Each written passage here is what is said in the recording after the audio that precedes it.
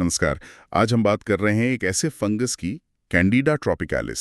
सुनने में शायद आम लगे, पर इससे होने वाले संक्रमण काफी खतरनाक हो सकते हैं। हाँ बिल्कुल, और इसमें मृत्यु दर भी बहुत ज्यादा है, करीब 55 से 60% तक। ये वाकई चौंकाने वाला आंकड़ा है। 55 से 60%।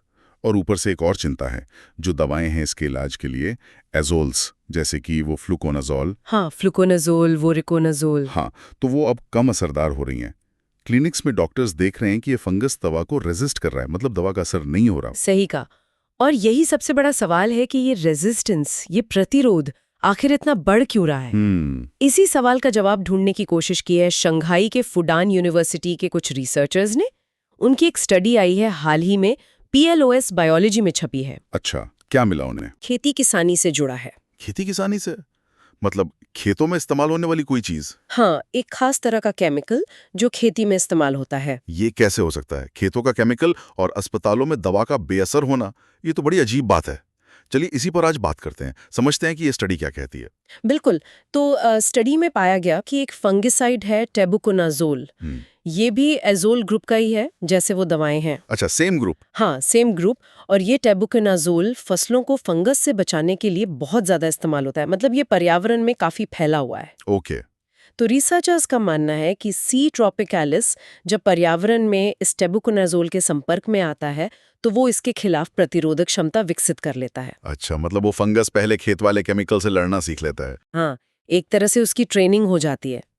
और फिर मुश्किल ये है कि ये प्रतिरोध सिर्फ टेबुकोनाजोल तक ही सीमित नहीं रहता। तो फंगस उन एजोल दवाओं के खिलाफ भी प्रतिरोधी बन जाता है जो हम इंसानों के इलाज में इस्तेमाल करते हैं। इसे कहते हैं क्रॉस रेजिस्टेंस। ओह, मतलब एक तीर से दो शिकार। फंगस ने खेत में ट्रेनिंग ली और अब अस्पताल की दवाओं पर भी भारी पड़ रहा है। लेकिन ये होता कैसे है? मतलब फंगस के अंदर ऐसा क्या बदल जाता है? यहीं पर कहानी और दिलचस्प हो जाती है। उन्होंने देखा कि जो स्ट्रेन्स टेबुकोनाजोल के प्रतिरोधी थे, उनमें अक्सर एन्यूप्लॉइडी पाई गई। एन्यूप्लॉइडी, ये शब्द सुना तो है। ये तो वो है ना जब क्रोमोसोम्स की संख्या गड़बड़ हो जाती है? बिल्कुल सही।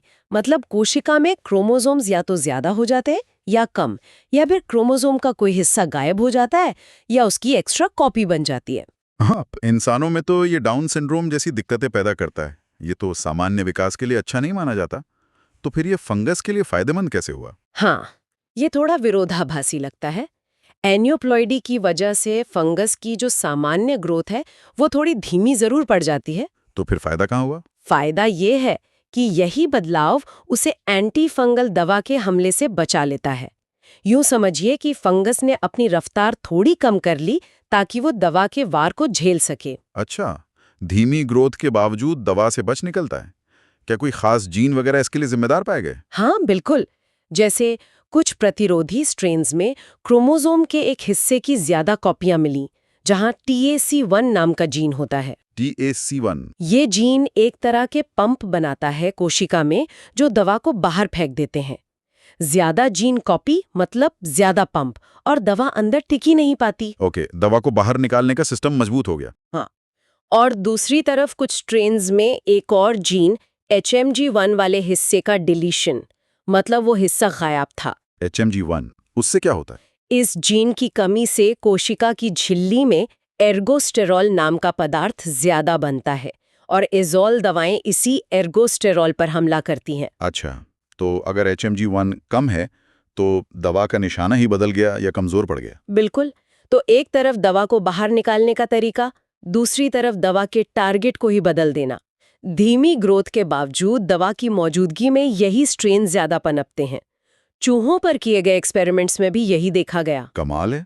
मतलब फंगस ने बचने के कई रास्ते निकाल लिए हैं। इस स्टडी में और कुछ खास बात सामने आई? एक और बहुत महत्वपूर्ण और थोड़ी हैरान करने वाली खोज थी। वो थी स्थिर हैप्लॉइड सी ट्रॉपिकैलिस स्ट्रेन्स का मिलना। हैप्लॉइड मतलब जिनमें क्रोमोसोम्स का सिर्फ एक सेट होता है, जैसे हमारे स्पर्म या एग सेल्स में। हाँ बिल्कुल वही। ज्यादातर सी ट्रॉपिकैलिस डिप्लॉइड होते हैं, मतलब उनमें क्रोमोसोम्स के 2 सेट होते हैं। लेकिन इन्हें स्थिर हैप्लॉइड स्ट्रेन्स मिले।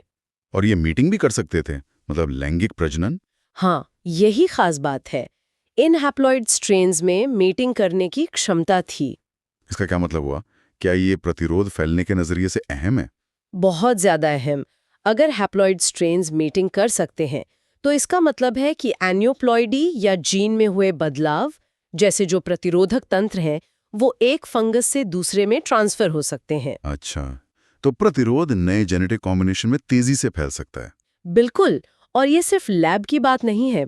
रिसर्चर्स ने दुनिया भर के क्लिनिकल सैंपल्स के डेटाबेस में देखा तो उन्हें प्राकृतिक रूप से मौजूद हैप्लॉइड स्ट्रेन्स भी मिले। बाप रे, तो मतलब ये पूरी कहानी जुड़ती है खेती में इस्तेमाल होने वाला ट्रायाजोल फंगीसाइड। हाँ, जैसे टेब्यूकोनाजोल। वो ऐसे फंगस तैयार कर रहा है जो न सिर्फ उस केमिकल को झेल सकते हैं बल्कि हमारी जरूरी दवाओं को भी बेअसर कर रहे हैं। बिल्कुल, क्रॉस रेजिस्टेंस। और ये प्रतिरोध एन्यूप्लॉइडी जैसे बदलावों और मीटिंग के जरिए और तेजी से फैल सकता है। एकदम सही कहा आपने।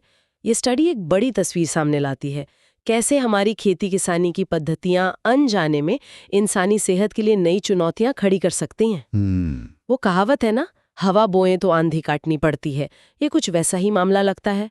पर्यावरण, खेती और स्वास्थ्य, ये सब आपस में बहुत गहरे जुड़े हुए हैं। वाकई ये तो सोचने पर मजबूर करने वाली बात है। अगर खेती का एक रसायन अस्पतालों तक असर डाल सकता है तो हमारे आसपास, हमारे पर्यावरण में न जाने और कौन-कौन से ऐसे छिपे हुए कारक होंगे हाँ, जो इसी तरह हमारी जानकारी के बिना हमारी सेहत और हमारी चिकित्सा की क्षमताओं पर असर डाल रहे होंगे। ये एक बड़ा सवाल है जिस पर शायद हमें और ध्यान देने की जरूरत है।